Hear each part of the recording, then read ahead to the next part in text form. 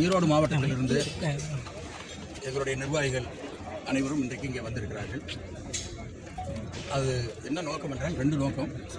ஒன்று, 17ஆம் தேதி நடக்க இருக்கிற முப்பெரும் விழாவிற்கு வருகிற பொழுது, ஏன்னா எங்களுக்கு கேள்விப்பட்டது பெரிய அளவில் கூட்டம் இருக்கும்.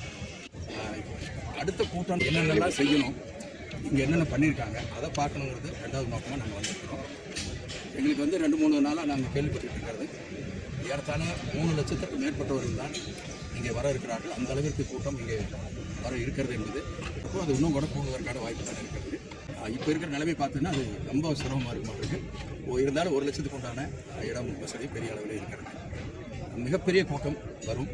இதுவரை முப்பெரும் விழா நடந்தது அநேகமாக கரூரில் நடப்பது தான் மிகப்பெரிய முப்பெரும் விழாவாக அமையும் என்று எங்களுக்கு தோன்றுகிறது.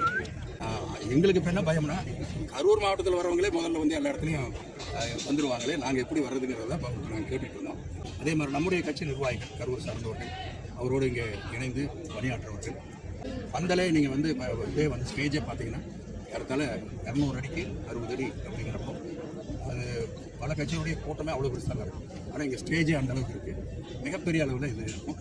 இது கட்சியினுடைய மிகப்பெரிய ஒரு மகிழ்ச்சிக்குரிய ஒரு நாளாக 17ஆம் தேதி அமைய இருக்கிறது. தளபதி அவர்களும் சரி, அதே போல் முதலமைச்சரும் சரி, இங்கே நடத்தணும்னு நினச்சது இது பாலாஜி மிகச்சிறப்பாக செய்திருவார். எங்களுக்கெல்லாம் கொஞ்சம் பொறாமத்தம், ஏன் ஈரோட்டில் கொடுத்துருக்கூடாது, எங்களுக்கு கொடுத்துருக்கூடாது.